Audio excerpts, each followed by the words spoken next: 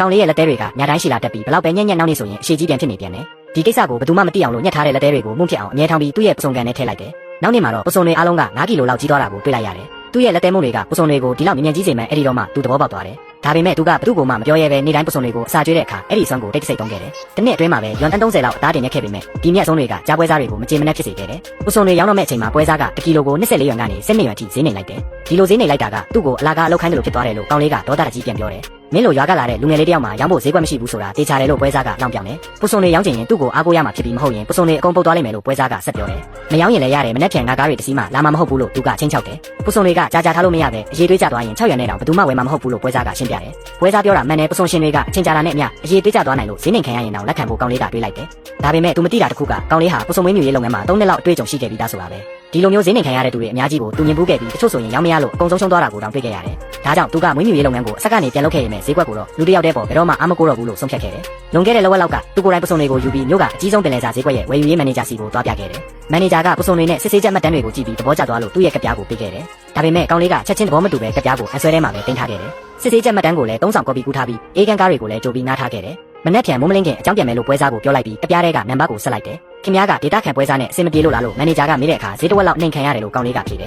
။မန်နေဂျာကသူ့ချင်တွေကိုရိပ်မိသွားပြီးစစ်ဆေးချက်မှတ်တမ်းအစ်စ်တွေရှိသေးလားလို့မေးတယ်။ရှိတယ်လို့ဖြေတဲ့အခါဒါဆိုမနက်ဖြန်ပစုံတွေကိုယူလာခဲ့ပစ္စည်းတွေကောင်းရင်ငါကုန်ဝယ်မယ်လို့မန်နေဂျာကကတိပေးတယ်။အဲ့ဒီလိုပြောပြီးတာနဲ့ကောင်းလေးကချက်ချင်းပဲအေးကန်ကားမောင်းသမားကိုဆက်သွယ်လိုက်တယ်။မြို့ထဲကနေယာယီလုံသမား၄ယောက်ကိုလည်းငါပြီးဒေတာခံအလုပ်သမားတွေထပ်ပို့ပေးပေမဲ့ချိန်မှန်ဖို့တေချာအောင်လုပ်ခဲ့တယ်။ပွဲစားကဒေတာခံတွေကိုတုံးချပြီးလမ်းပိတ်မှာစိုးရိမ်ပေမဲ့ဒီနာတာရှုံးပေးလိုက်ရင်နောက်တစ်ခါဘယ်တော့မှခေါင်းမနိုင်တော့မှာမဟုတ်ဘူးလို့ကောင်းလေးကတွေးလိုက်တယ်။နောက်နေ့မနက်မှာပွဲစားကရွာထဲမှာသတင်းဖြန့်ပြီးကောင်းလေးရဲ့ပစုံတွေကိုဘယ်သူမှမကူညီဖို့ချင်းချောက်တယ်။အပြင်ကကားတွေဝင်လာရင်လည်းဘယ်သူမှအလုံးမလုပ်ရဘူးလို့တတိပေးတယ်။ကောင်းလေးကအဲ့ဒီရွာသားတွေကိုအပြစ်မတင်ပါဘူး။သူတို့ကတာမန်လူတွေမျိုးပြဿနာမဖြစ်ချင်ကြတာကိုနားလည်ပေးတယ်။မိုးလင်းတာနဲ့အေးကန်ကားတွေကရွာထဲကိုဝင်လာပြီးကောင်းလေးရဲ့ကန်ရှိမှာရက်လိုက်တယ်။အဝေးကနေကြည့်နေတဲ့ရွာသားတွေကပြဿနာတက်တော့မယ်ဆိုတာသိပေမဲ့ကောင်းလေးကအပြင်ကကားတွေကိုတကယ်ခေါ်လာမယ်လို့မထင်ထားခဲ့ကြဘူး။ယာယီလုံသမားတွေလည်းရောက်လာပြီးပစုံတွေကိုရေခဲရည်နဲ့ဆေးကြောကဆင့်ခွဲပြီးတေချာထုတ်ပိုးကြတယ်။ပွဲစားရဲ့သူဖြစ်သူကလူတချို့ခေါ်လာပြီးဒီကားကိုယူသွားရရင်နောက်တစ်ခါဒီရွာကနေဘာမှမဝယ်ရဘူးလို့ချင်းချောက်တယ်။ငါပစုံတွေကိုကြိုက်တဲ့သူစီရောင်းခွင့်ရှိတယ်မြို့ထဲကပင်လယ်စာဈေးကွက်မှာငါတီးတဲ့လူရှိတယ်လို့ကောင်းလေးကပြန်ပြောတယ်။မင်းပစုံတွေကိုဘယ်သူမှဝယ်မှာမဟုတ်ဘူးလမ်းမှာတင်ပုတ်သွားလိမ့်မယ်လို့သူကလောင်တယ်။ဒီမှာလုံခြုံရေးကင်မရာတွေရှိတယ်ငါလုပ်ကိုနောက်ဆက်ရင်မင်းမဖြစ်မလဲဆိုတာတေချာစဉ်းစားပါလို့ကောင်းလေးကတတိပေးတယ်။သူကဒေါသတကြီးနဲ့ဆဲဆိုပြီးပြန်ထွက်သွားတယ်။မနေ့10နာရီမှာတော့ပစုံကားကရွာကနေထွက်လာခဲ့ပြီးလမ်းမှာတင်ပွဲစားစီကဖုံးဝင်လာတယ်။ဒီတစ်ခါတော့သူ့လေတန်းကတော်တော်လေးပြော့သွားပြီး1ကီလိုကို18ရွမ်နဲ့အကုန်ဝယ်မယ်လို့ပြောတယ်။နားစီပြန်လာခဲ့ပါမင်းအလုပ်လုပ်ဖို့ခက်ခဲမယ်ဆိုတာသိပါတယ်လို့သူကဆက်ပြောတယ်။ဒါပေမဲ့ဈေးနှင်ခဲ့တာခင်ဗျားလေးအခုမှလာမပြောနဲ့လို့ကောင်းလေးကဒေါသတကြီးပြန်ပြောတယ်။မြို့ကအကြီးဆုံးပင်လယ်စာဈေးကွက်မန်နေဂျာကငါ့ကိုကောင်းကောင်းသိတယ်မင်းပစုံတွေကိုအဲ့ဒီမှာရောင်းရရင်ဘယ်သူမှဝယ်မှာမဟုတ်ဘူးလို့သူကချင်းချောက်တယ်။ကားပေါ်မှာတင်ပစုံတွေပုတ်သွားလိမ့်မယ်လို့သူကပြောတဲ့အခါငါမှဘာစီစဉ်ရှိလဲဆိုတာခင်ဗျားမသိပါဘူးလို့ကောင်းလေးကပြန်ပြောတယ်။ကားသမားကနောက်ကြည့်မှန်ကနေကောင်းလေးကိုကြည့်ပြီးသူတို့ပြောတာကိုတကယ်မကြောက်ဘူးလားလို့မေးတယ်။ကြောက်တာပေါ့ဒါပေမဲ့မသွားလို့လည်းမရဘူးလေလို့ကောင်းလေးကဖြေတယ်။ပစုံတွ